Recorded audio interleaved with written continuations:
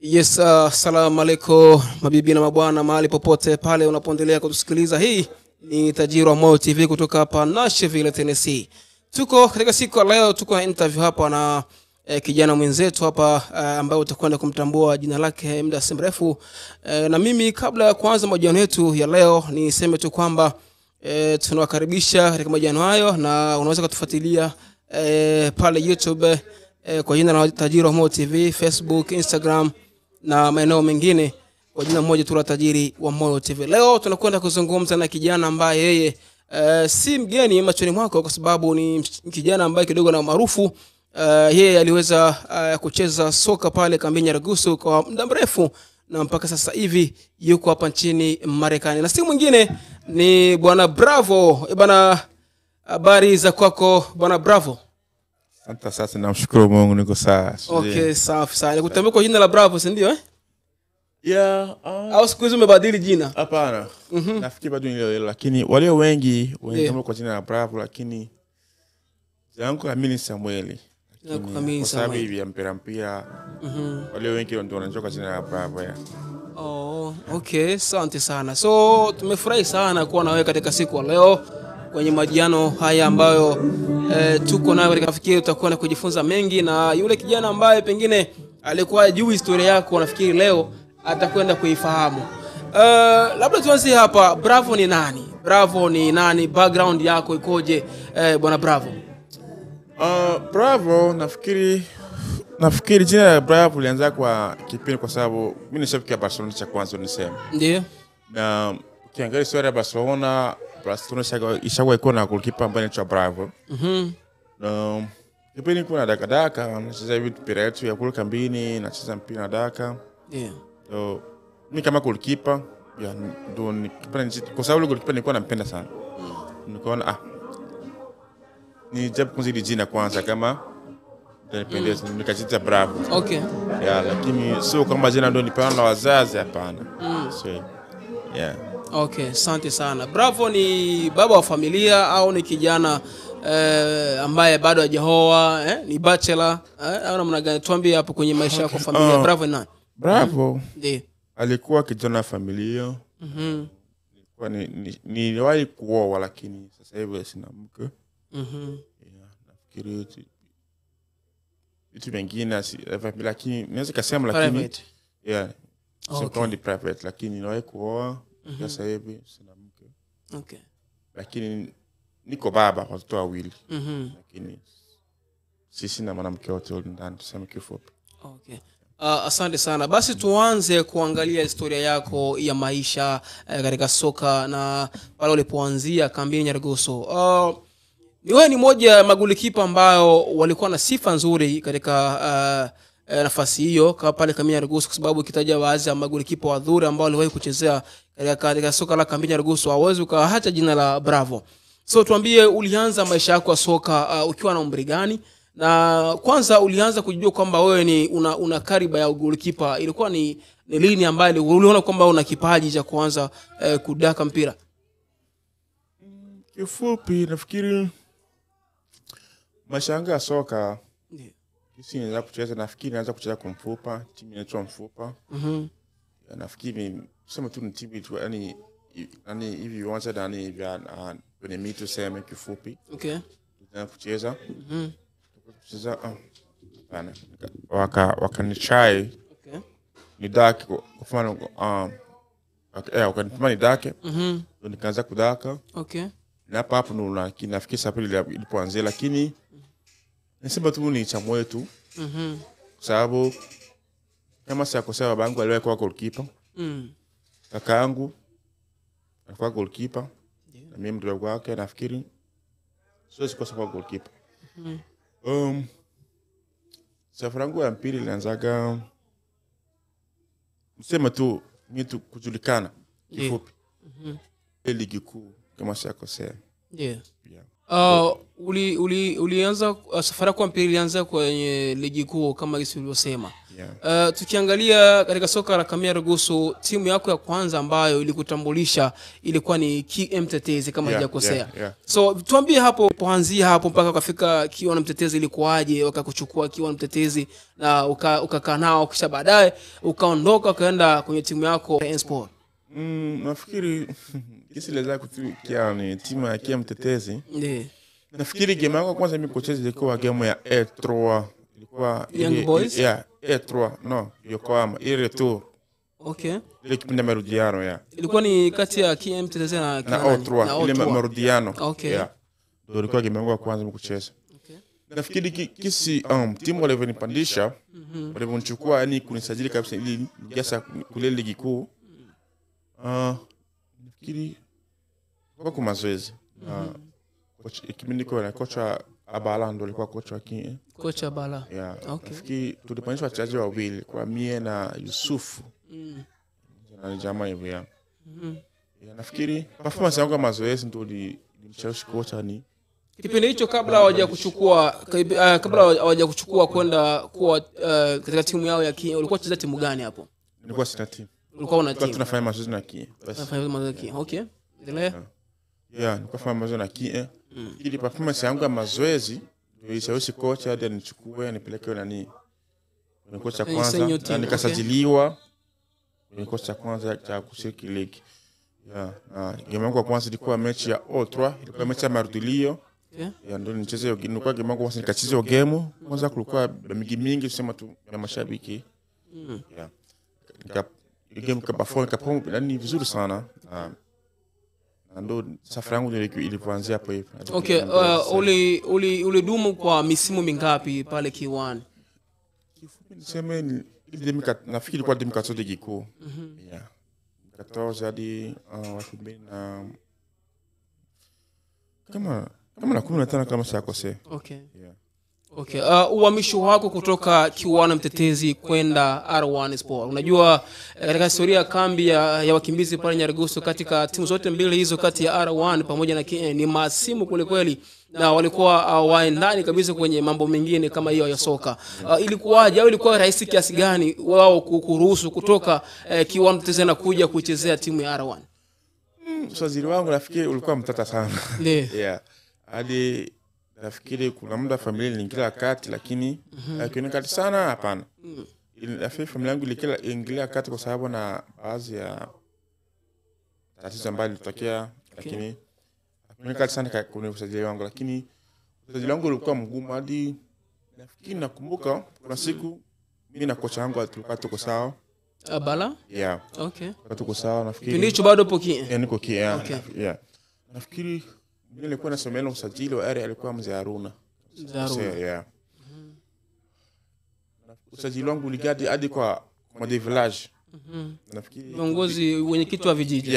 Okay. Kipindi hicho the village wa Cape mtoto wake alikuwa anaumwa. Alikuwa kwenye hospitali ile number 2 ile kule kujeto. Okay. Center 2. Tulifuata hadi kule kwa hospital. Kwenda kuongea de ville kwa usajili wangu. Ili nitoke KNNDR. So ulikuwa mgumu sana. Okay, kwanza tuanze kipindi bado upo Kie. So ulikaa hapo muda mrefu kabisa na ulikoshazoeana na baadhi ya wachezaji wenu pale pamoja na viongozi. So shida kulitokea tatizo ndio kusababisha wewe mpaka uanze kuwa na nia kusema kwamba nataka sasa nitoke hapa nikatafuta changamoto sehemu nyingine. Shida ilikuwepo. Ilikuwa shida nafikiri. Ilikuwa shida gani? Shida yenyewe nafikiri kwa shida mimi na kocha. Abala. Tulikuwa tuelewane. Okay. Ndio tulianza kuchoka mimi kutoka Ukia. Kwa sababu hiyo shida ilitokea ikaisha. Tukakuwa sawa lakini ikabidi nitoke. Kwa sababu familia ilikuwa familia yangu ilikuwa inahitaji tena kuchezea Kie. Okay. Nafikiri mamangu. Kwa kifupi. Kwa sababu kwa kipindi naenda mazoezini. Sasa unajua mazingira Afrika kiatu mimi unaweza kutia nje kujua ili jua yani pia kiatu kikauke vizuri. Sasa kwa fika sometime kati simekiacha hapa asinde mitaani kidesa akumi naenda mazoezi. Kiatu akipo shakifucha ndani. Ndio familia mama walikuwa fanya kwa sababu walikuwa hitaji tena wewe kuchezea Kie. Ilitokea kipindi ilikuwa kipindi nafikiri RA ilikuwa mazoezini, lakini kile pia ilikuwa na mazoezi. Kama siku 2 zilizopita tu kile ilikuwa na game sasa. Okay. Kavacheza ili niende mazoezini. Okay, endelea. Mama wangu akanificha kiatu. Akasema ukienda kule kwa mazoezi kukie. Nitakufuata kule, nitavua nguo hadharani. Mzazi akakwambia hiyo? Yeah, so hii alikuwa amefikia tu mwisho kabisa. Akakwambia hivyo? Ilikuwa amefikia mwisho kabisa tu, yani kusema kwamba mtoto kawashindikana. Ina maana kwamba alikuwa anakuambia mara kwa mara lakini ulikuwa utekelezi. Okay. Nafikiri ndio ilikuwa moment mbaya sana kwangu. Na ndio kusababisha sasa ukaamua ngoja sasa nirudie nyumbani. No, hakusababisha niamua hapana. Okay. Kile sababisha niamua nafikiri ni ule government na kocha. Lakini tulipata, lakini nikasema hapana. Tunapata lakini mala masala mazuri ya mako tena. Ilikuwa ipo tena. Okay. Kabidi hapana. Kabidi urudi. Okay. Usajili wako ulichukua kiasi gani cha fedha kutoka K1 kwenda R1? 50. Ilikuwa 50 pekee. Yeah. Kile 50 shillings. Lakini 50 ya. Pesa ya Tanzania. Kipindi hicho lakini ilikuwa ni pesa nyingi kidogo ukiangalia. Ndio nilichukua. Okay, usema ilikuwa ni mwaka gani?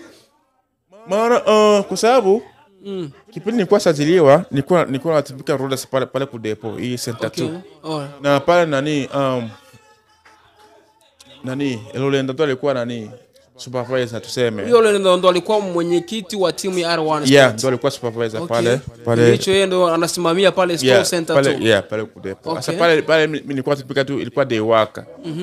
Yeah. Okay. Endelea. Yeah. So baada ya usajili wangu nafikiri baliniita wakasema tutapata kusajili. Je, ushasaini kuna nchi ya 3? Nikamwambia nitasaini lakini kwa sababu ya RCC. Okay. Nilimwambia.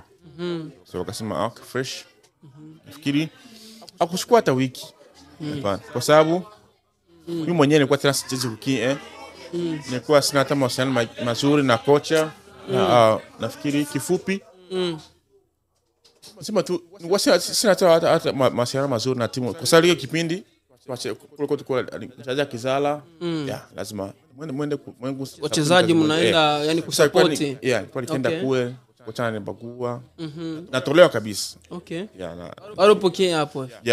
Okay. Anibagua, natolewa kabisa kwenye kundi la wenzangu. Okay. Ulisema ulisajiliwa kwa ada ya shilingi 50,000 pesa za Kitanzania. So umetoka K1 Tetezi umeingia R1 Sport. Maisha ya R1 ilikuwaje ukilinganisha na huko ulikotoka K1? Kifupi nilienjoy kwa sababu nilikuwa kwa nyumba. Kwa nyumbani. Okay. Nyumbani kwanza. Nafikiri pale kipindi mamangu alikuwa na furaha kwa sababu baada ya kuona umerejea nyumbani. Sawa. Kwa sababu kuna kipindi nitakuwa mpala lakini kuna kipindi Liga Tusaka. Okay. Ilikuwa cheza na King Wanja Young Boys. Nafikiri imekuwa saa 8 kama sikosea. Bado tukafunga goli moja. Goli la Emporio. Okay. Nafikiri nilibebwa hadi nyumbani kwetu. Na mafanzi wa timu ya K1 Mtetezi. Mamangu akamwagia mafanzi wakiwa maji. Okay. Sababu alikuwa ipendi K1 Mtetezi. Okay. So ile kipindi kisi nenda kunyumba nafikiri alikuwa happy. Okay. Safi sana. Unarudia nyumbani ukaanza kuitumikia timu ya R1 Sport. Katika maisha ya timu ya R1 Sport ukilinganisha na maisha ya timu ya K1 Mtetezi, wapi ambapo unaona kwamba hapa kuna malezi bora kwenye uchezaji wa soka katika vilabu vya Kambini Nyarugusu pale? Nyumbani. Sababu kwa ndo kwetu. Okay. Ndio hapa kwa ndo kwetu. Okay. Nafikiri ndio sawa tu malezi bora kwa nyumbani. Sema kitu lakini sitaki onekane mnafikiri sasa itenda viral kisingira hapana. Sema tu nyumbani kwa ndo kwetu. Ndio nyumbani. Okay, katika maisha yako ya soka ulicheza misimu ngapi R1 Sport? R1 Sport nafikiri sasa unajua miaka mingi 25 hii. Tukiongelea kisi ndani kwa era ilikuwa kama 2016 hivi. 2017 ama 2015 kama sikosea. Okay. Kwa hiyo miaka kama sikosea. Nafikiri hadi hata misimu 3 ambao umetumikia timu ya R1 Sport. Okay. Kama Okay. Katika misimu mitatu unajua katika maisha ya soka kuna mambo mengi ambayo yanapitikana. So wewe ukikaa chini mpaka sasa hivi ukikaa hapo ukisema kwamba katika maisha yangu ya soka hakuna mechi ambayo huaga naikumbuka mara nyingi kama mechi fulani. Kwa hiyo ukikaa hapo ukisema kwamba mimi hapa Bravo katika mechi zote ambazo nilizowahi kucheza katika soka la Kambini Nyarugusu, mchezo wa sisi na timu fulani ndio mchezo ambao sitowahi kuja kusahau. Kwako ulikuwa mchezo gani? Young Boys RF finali. Young Boys R1 final. Okay. Moment hiyo ilikuwaje? Hebu tuambie kwanza hapo maandalizi kwanza ilikuwaje mpaka kuja kufikia wakati wa siku ya mechi na baadaye mchezo ukamalizika, matokeo yakawaje? Kwa tuambie moment kwanza kabla mchezo ulikuwaje, maandalizi hapo. Kwanza moment kwanza ya ligi yote. Okay. Nafikiri tulipoanza. Nafikiri mimi nilianza kudaka nilikuwa mechi ya sina Giraffe kama sikosea. Giraffe F3? Yeah. Okay. Yeah. Ndio mechi naanza kudaka. Nafikiri ifika time ilikuwa demi final sana nusu final. Yeah, nilikuwa ndogo pale. Kutoka kule uwanja kule ile ule mfereji. Ule G3 kama kuna Okay. Nilikuwa soka kufua niko naye. But nafikiri siku ya mechi. No, maandalizi ya mechi ya maandalizi kabla. Okay. Kama one days yani mechi kwa kesho. Hiyo ni maandalizi kabla ya mechi ya Young Boys, ni maandalizi ya mechi ya King. Yeah, ndio ilikuwa mechi ya Young Boys. Yeah, ndio ilikuwa demi kwanza. This ndio ilianza kisha. Okay, mlianza RN na KM demi. Okay. Kisha baadaye final ndio mkacheza na Young Boys. Okay. Ilikuwa toka ufua naye but nilikuwa pale ile sumsuku ya zone set. Nishapita kidogo huko katika uwanja pale kumule karibu na kunyumba. Okay. Abala alikuwa toka huku. Alikuwa kupikipiki. Okay. Yeah. Kwenye maandalizi ya mechi ya finali. Ni na Young Boys. Hii nusu finali. Yeah, moment. Okay. Akapita kanifyonza katika mamati. Nafikiri unaonaga huko. Yeah. Wakati mnaandaa mechi ya nyinyi R1 na K1. Yeah. Okay. Akapita kupikipiki. Kaniangalia katika mamati. Abala kocha King. Yeah. Okay. Nafikiri hiyo game sasa kesho yake no game sasa. Nafikiri kuna step. Okay. Yeah. You are private. So game kesho.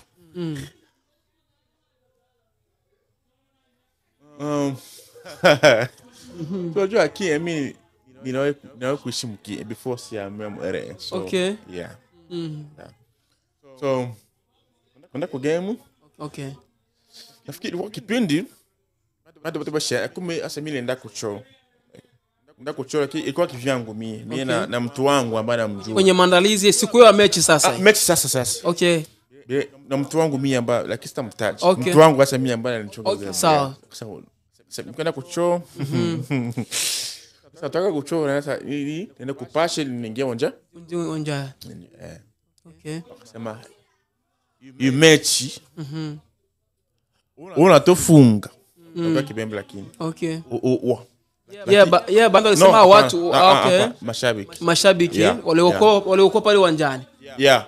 No, walikuwa toka yani kule majumbani. Okay. Kipindi hicho sasa tayari mshakuwa uwanjani, timu zote zishakuwa uwanjani. Ni home up. Okay, home up sasa nikaenda kuchoa yeah. Okay.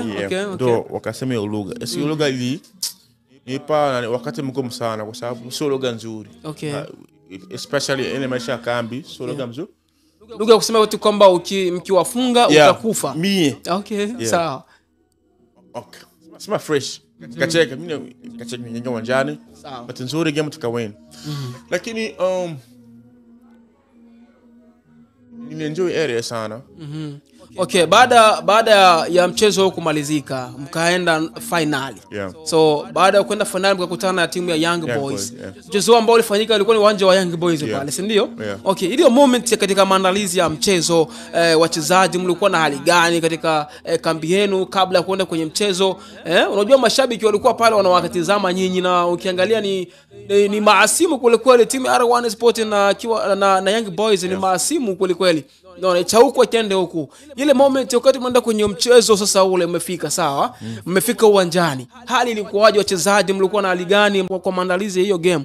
Mlikuwa nasema kitu gani kwenye mchezo wa timu ya Young Boys? Ile finali kila mtu alikuwa anamotisha atashinda. Okay. Yeah, shinda.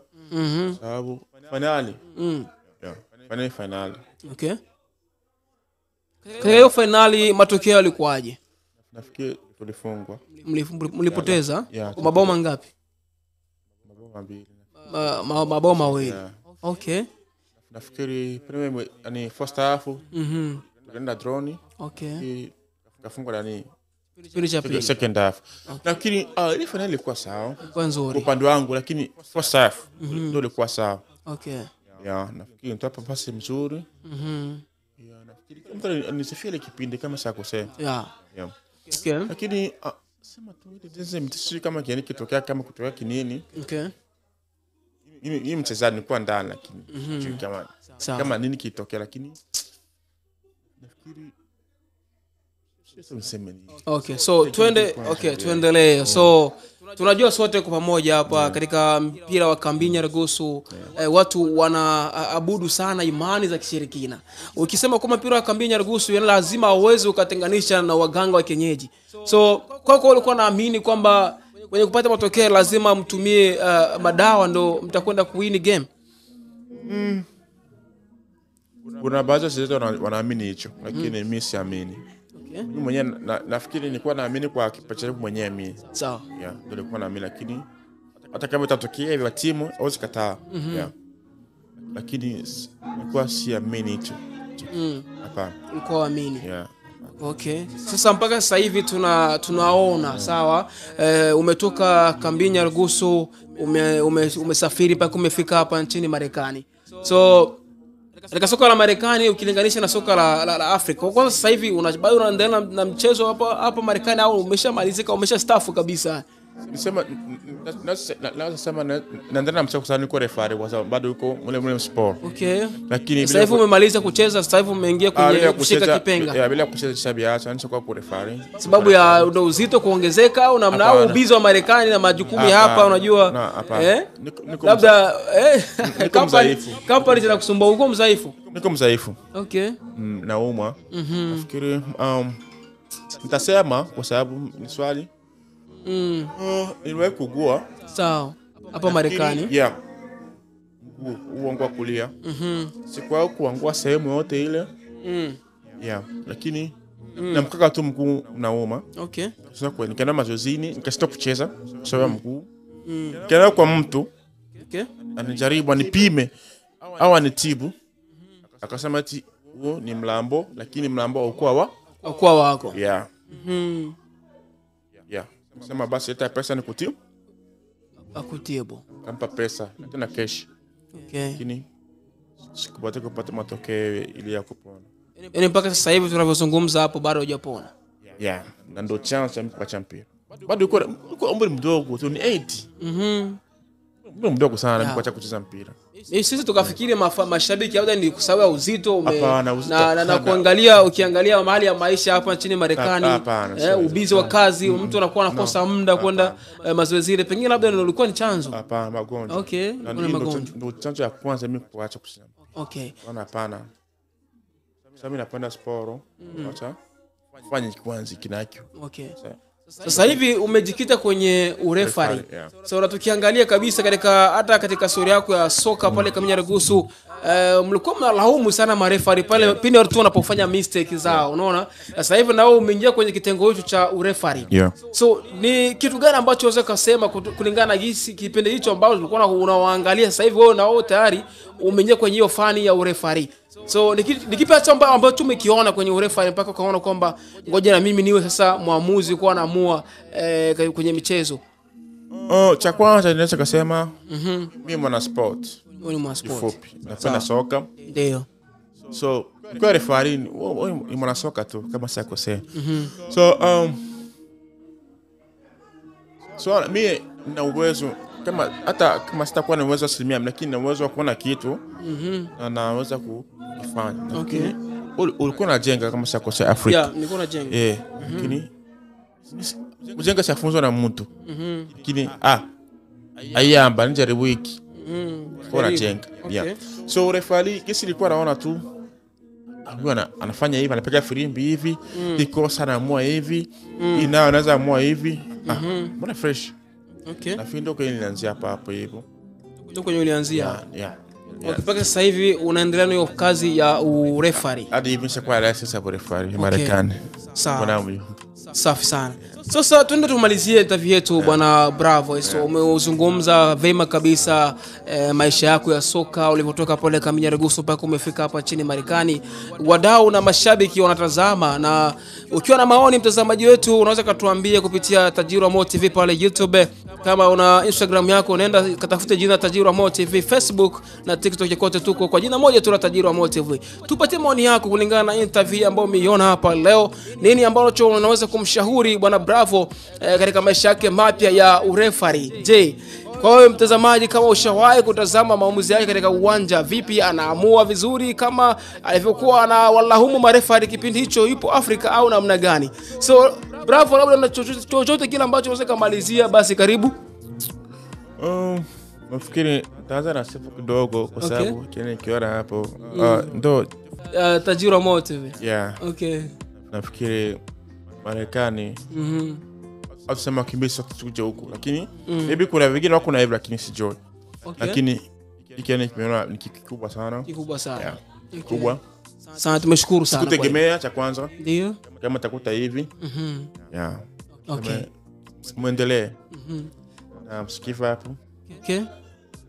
Nafikiri hata msanii wote ule kubwa. Nafikiri naweza kaingia huko na nitafuta vizuri kwa sababu ni kikubwa. Ndio.